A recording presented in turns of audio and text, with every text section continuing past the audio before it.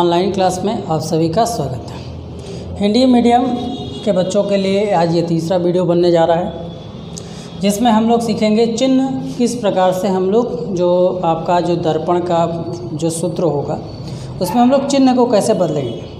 चिन्ह को बदलने से पहले हमको कुछ बातों को और जानना पड़ेगा। जैसे आपको दो फॉर्मूले इसमें यूज़ किए जाएंगे। पहला होगा दर्पण फार्मूला, उसका वैल्यू होगा 1/f = 1/v + 1/u, ठीक। और एक दूसरा फार्मूला होगा m = I/o = -v/u। इन सभी का मतलब क्या है? f आपका जो है वो दर्पण की फोकस दूरी है,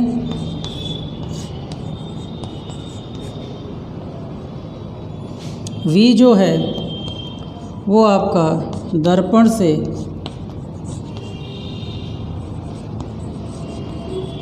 प्रतिबिंब की दूरी है,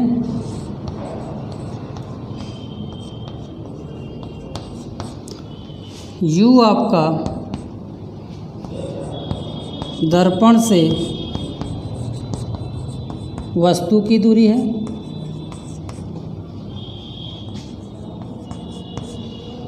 और I जो है आपका वो प्रतिबिंब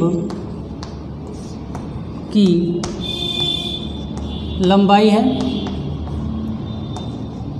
और O जो है आपका वो है वस्तु की लंबाई। इसे आप नोट कर लीजिए, क्योंकि इन्हीं फॉर्मूलों के आधार पर आगे के सभी क्वेश्चंस होंगे। अब इसको करने से पहले, जैसे ये दर्पण तो आपको समझ में आ गया, नाम है दर्पण की फोकस दूरी। दर्पण, हाँ एक और फार्मूला है, वो फार्मूला है आपका एक और है, तो वो क्या है? वो है आपका R = 2f। मतलब R बराबर क्या है आपका? 2f। मतलब R क्या है आपका? यहाँ पे वक्रता त्रिज्या है। R बराबर वक्रता त्रिज्या, ठीक है।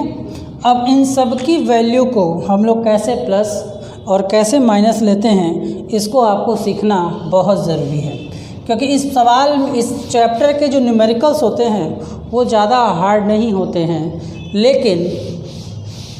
लेकिन उनके जो चिन्ह ऊपर नीचे हो जाते हैं, जिसके कारण हम कभी भी कोई भी चीज़ समझ नहीं पाते हैं, ठीक है। अब देखिए, जनरली आप जो है निर्देशांक ज्यामिति के बारे में जानते होंगे। ऐसे एक्सिस होता है, ठीक, ये बीच में होता है। इस बीच वाले को हम लोग, जो आपका सीधा ऊर्ध्वाधर होता है, सीधा इस तरह का लंब होता है, इसको हम लोग बोलते हैं y अक्ष, इसको हम लोग बोलते हैं x अक्ष। y अक्ष आपके दर्पण बन जाएगा। y अक्ष आपका क्या बन जाएगा? दर्पण, जिसके इस तरफ कलई होगा। अब ये दर्पण कुछ भी हो सकता है। अब ये दर्पण कोई भी दर्पण हो सकता है। कौन सा दर्पण हो सकता है? कलई हमेशा इस तरफ रहेगा, ठीक। वो दर्पण आपका समतल भी हो सकता है, उत्तल भी हो सकता है, और अवतल भी हो सकता है। अब देखिए, वस्तु सदैव इस साइड रहेगा। वस्तु सदैव इस साइड, बाएं तरफ। वस्तु जो होगा सदैव कहाँ होगा? बाएं साइड होगा और सीधा होगा। अब इसका प्रतिबिंब कैसा बनता है, ये आपका निर्भर करता है। आपने जब उत्तल दर्पण पढ़ा था, अवतल दर्पण, तो अवतल दर्पण का स्ट्रक्चर कुछ ऐसा था। इसके ज़्यादातर प्रतिबिंब आपने देखा था नीचे बना था। ज़्यादातर आपने जो इसका प्रतिबिंब आपने देखा था वो कहाँ बना हुआ था? नीचे की ओर बना हुआ था। एक प्रतिबिंब खाली इस साइड बना था, सिर्फ एक प्रतिबिंब। जब किरण आरेख आपको पढ़ाया गया था तो इसके ज़्यादातर प्रतिबिंब इस साइड, कभी यहाँ, कभी यहाँ, कभी वहाँ, कभी दूर, कहीं बने हुए थे। अब देखिए, ये आपको समझ में आ गया। अब आप देखिए कोऑर्डिनेट सिस्टम पे जाइए। जब हम कोऑर्डिनेट सिस्टम की बात करते हैं, ठीक है, ये आपको इधर जाते हो x की तरफ तो आपको क्या मिलता है बेटा? पॉजिटिव मिलता है। इधर आप आते हो तो आपको x की वैल्यू क्या मिलती है? निगेटिव, मतलब माइनस। ऊपर जाते हो तो आपको प्लस मिलता है, और नीचे जाते हो तो आपको क्या मिलता है बेटा? माइनस मिलता है। इसी तरह जब आपको किरण आरेख आपको समझ में आ गया होगा, तो देखिए यू सदैव यू बाएं तरफ होगा, चाहे कोई भी दर्पण हो यू हमेशा बाएं तरफ होगा। और बाएं तरफ जब आप इस दूरी पर आओगे तो आपकी वैल्यू क्या आएगी, निगेटिव आएगी। मतलब हम बात करते हैं अवतल की, हम बात करते हैं अवतल दर्पण की। किस किस के लिए बात कर रहे हैं, चलिए। तो इस तरह से जो है हम लोग प्लस माइनस के बारे में सीखते हैं। तो आपको समझ में आ गया होगा, ठीक है। अब देखिए, अब हम बात करते हैं इसकी, इसको थोड़ा सा हम इसे छोटा कर देते हैं जिससे आपको यहाँ समझने में आसानी हो। अब देखिए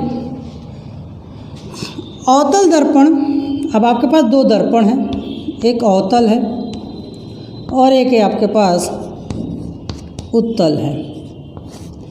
क्या क्या हमको निकालना है, फोकस दूरी निकालना है, V के बारे में जानना है, U के बारे में जानना है, I के बारे में जानना है और O के बारे में जानना है। F अवतल दर्पण, F अवतल दर्पण आप बनाओगे तो इस साइड बनेगा, किधर बनेगा, इस साइड।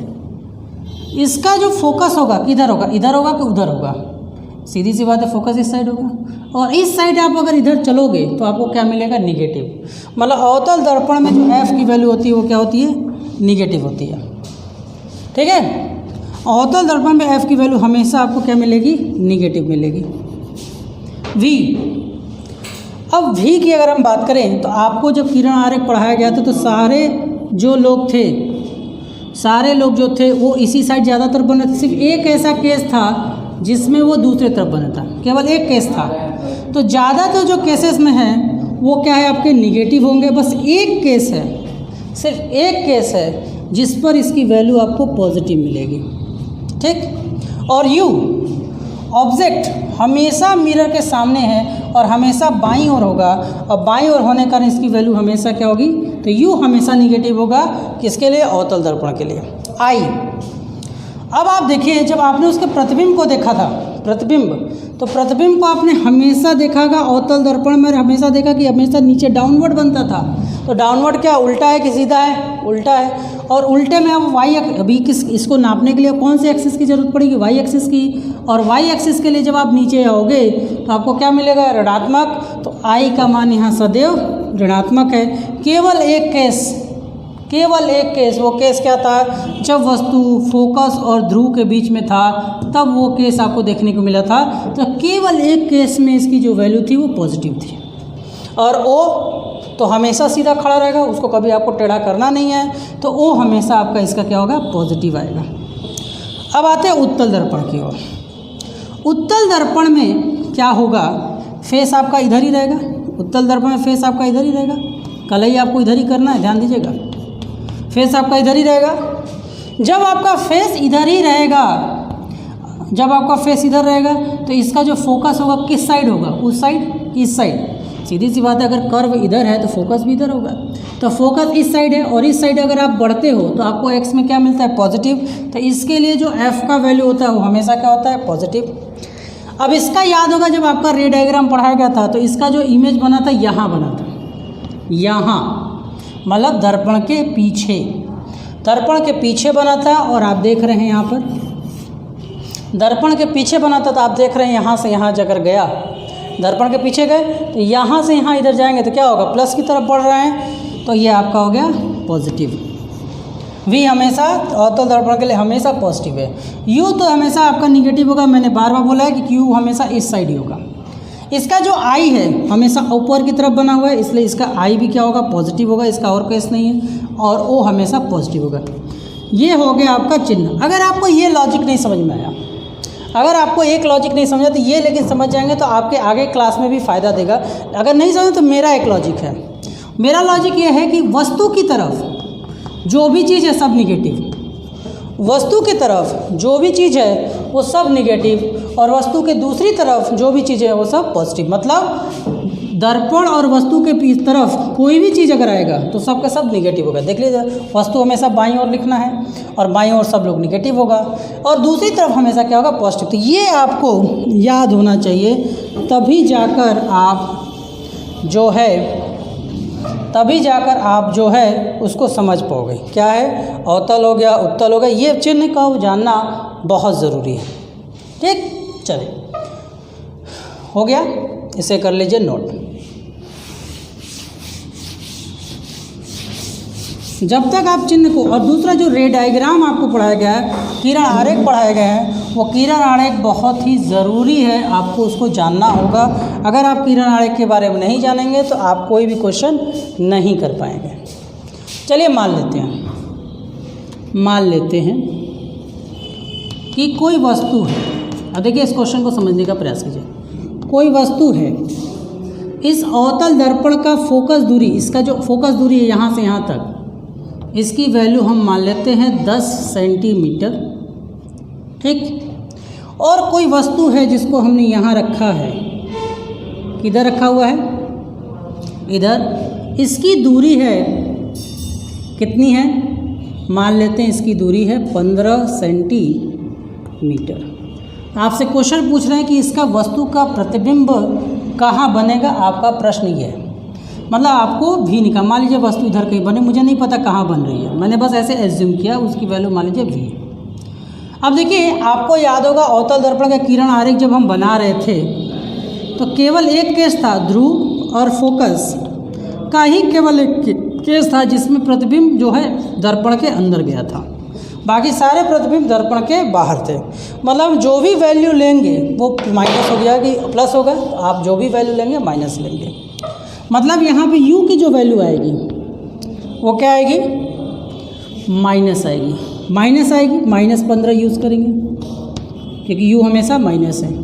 कौन सा दर्पण है, अवतल दर्पण है। अवतल दर्पण की जो फोकस दूरी होती है वो भी क्या होती है, माइनस होती है। आपका डिमांडिंग है v। चलिए फॉर्मूला यूज़ कीजिए। क्या है formula, 1/f is equal to 1/v plus 1/u। चलिए वैल्यू पुट कीजिए। 1/10 क्या हो जाएगा, -10, f की वैल्यू। v की वैल्यू हमें पता नहीं, ये v तो हमें निकालना है, ठीक, प्लस 1/ ब्रैकेट जब लगा दीजिए, 2 साइन होते तो क्या होगा, 1/-15, ठीक है। अब ये आपका हो गया 1/-10 is equal to 1/v minus plus minus 1/15, 1/15। ये आपका जंप कर इधर आ जाएगा तो -1/10 और ये माइनस क्या बन जाएगा, plus 1/15 is equal to 1/v। इन दोनों को सॉल्व करते हैं। दोनों को सॉल्व करेंगे तो सबसे पहले आप इसका क्या लेंगे, एलसीएम। 10 और 15 का जब एलसीएम लेंगे तो आपका आंसर आएगा 30। तो 10 से भाग देंगे तो -3 और इसका 2 इज इक्वल टू 1/v, जिसके कारण आपका आंसर आ गया -1/30 इज इक्वल टू 1/v। और इसको कैलकुलेशन करेंगे तो v की वैल्यू आपको कितनी मिल गई, -30 सेंटीमीटर। अगर इस v की वैल्यू माइनस नहीं आती तो समझ जाते हैं आपका आंसर गलत होता है। क्यों -30 आनी चाहिए थी, क्योंकि आपका वस्तु जो है फोकस है, फोकस 10 है और फोकस का डबल कितना होता है, 20। वक्रता त्रिज्या 20 है, उसके बीच में रखा तो वस्तु का प्रतिबिंब हमेशा इस साइड बनेगा। तो अगर आपका आंसर माइनस में आता है, अगर माइनस में आता है तो माइनस में आने का मतलब होता है, माइनस में आने का मतलब होता है कि दर्पण के सम्मुख बना हुआ है। और दर्पण के केस में जो सामने जो भी फिगर बनता है वो क्या होता है, वास्तविक। अगर हम यही क्वेश्चन पूछते हैं कि बताइए इसका जो प्रतिबिंब होगा वास्तविक होगा कि आभासी, तो मिरर के केस में, मतलब दर्पण के केस में अगर आप सॉल्व कर रहे हैं और आपका भी का मान माइनस में आ जाता है तो आप कहेंगे वास्तविक प्रतिबिंब बन रहा है। और अगर भी का मान प्लस आ रहा है तो आप कहेंगे आभासी प्रतिबिंब बन रहा है। जबकि दर्पण में ऐसा है, लेकिन जब हम लेंस में जाएंगे तो ऐसा नहीं होगा। आपको ये बात समझ में आनी चाहिए, ठीक है। तो इसी तरह के कुछ क्वेश्चंस आप देखने को प्रयास करें। अब अगर हम कहें कि आपके पास u का मान 15 है और v का मान कितना आया है, -30। अब मान लीजिए वस्तु की लंबाई 2 सेंटीमीटर है। मान लीजिए वस्तु की लंबाई 2 सेंटीमीटर है तो प्रतिबिंब की लंबाई कितनी होगी। तो आपके पास u भी है -15, v भी है आपके पास -30। ओ हमने अभी आपको बताया कि 2 सेंटीमीटर है और आपको निकालना है i। आपको क्या निकालना है, i। तब m बराबर क्या होता है, i/o is equal to -v/u। चलिए आई की वैल्यू आपको निकालना है, आई रहने दीजिए। ओ का वैल्यू हमेशा प्लस में रहता है तो ओ की वैल्यू 2 ही रहेगा, is equal to minus bracket में भी की वैल्यू कितना है -30, आप यूज़ करेंगे -30 अपॉन में यू कितना है -15। ये माइनस माइनस कट गया लेकिन ये माइनस रह गया, जिसके कारण अब ये 2 उधर ये कट के कितना हो गया 2, कौन सा 2 -2, और 2 उधर जाकर गुणा हो जाएगा। आई की वैल्यू कितनी आ गई -4, आई की वैल्यू कितनी आ गई -4 सेंटीमीटर। ये माइनस क्या इंडिकेट कर रहा है, अगर ये आई का मान प्लस में आता तो इसका मतलब प्रतिबिंब ऊपर की तरफ बना हुआ है, मतलब इसका दिशा ऐसा है, ऊपर की तरफ है, सीधा है, और ये माइनस दिखा रहा है कि ये नीचे है, ये माइनस दिखा रहा है कि ये नीचे है और ये ऊपर। समझ में आ रहा है? तो इस तरह से अगर आप इसको करेंगे, कितना इम्पॉर्टेंट है आपके क्वेश्चन में चिन्ह का आपको दिया जाएगा प्लस, कभी आपको प्लस वैल्यू भी रखना पड़ सकता है, कभी आपको माइनस वैल्यू भी रखना पड़ सकता है। अब चलिए आते हैं, एक और क्वेश्चन लेते हैं जिससे आपको और अच्छे से क्लियर होगा। अब क्या क्या बातें देखेंगे दर्पण में कि हमें कैसे पता चलेगा कि उसका निशान क्या है। अब देखिए, सबसे पहले आप सबको पता है कि वस्तु जो भी होगा u का वैल्यू वो हमेशा निगेटिव होगा, इसमें आपको कोई शक नहीं होगा। अब v की वैल्यू कैसे निगेटिव होगी, तो क्या क्या बातें प्रश्न में लिखी हुई आएंगी। अगर प्रश्न में आभासी लिखता है कि आभासी प्रतिबिंब बनता है, आभासी सीधा हमेशा प्रतिबिंब तभी बनता है जब आपका आभासी प्रतिबिंब हो, आभासी बनता है। तो आभासी बनता है तो याद रखिएगा भी का वैल्यू हमेशा प्लस में आएगा। अगर ये वर्ड यूज़ हुआ कि उस आभासी का मतलब क्या है कि दर्पण के दूसरे तरफ प्रतिबिंब का बनना। और आप अगर इस डायग्राम को देखें तो दर्पण के दूसरे तरफ अगर कोई बन रहा है प्रतिबिंब तो वो प्लस डायरेक्शन में जा रहा है। तो हमेशा याद रखिएगा, अगर ये आभासी शब्द का प्रयोग हुआ तो आप समझ जाएंगे कि भी का वैल्यू हमें प्लस में ही रखना है, ना कि माइनस में। अब अगर इसका वैल्यू वास्तविक बोलता है, अगर इसका वैल्यू वास्तविक बोलता है तो वास्तविक बोलते ही आपका काम है कि आप यहाँ पे निगेटिव साइन लगा देंगे। भी की वैल्यू का जो समझने वाली जो बात थी वो यही थी। यू तो आपको पता है निगेटिव है, यू में कोई आपको शक है ही नहीं कि वो निगेटिव होगा कि पॉजिटिव होगा। तुरंत आप अगर शब्द में सवाल है और सवाल में आभासी शब्द का प्रयोग होता है तो आप तुरंत बोलेंगे कि वहाँ पर हम प्लस निशान लगाएंगे। अगर शब्द में वास्तविक बोलता है तो आप भी को माइनस लगा देंगे।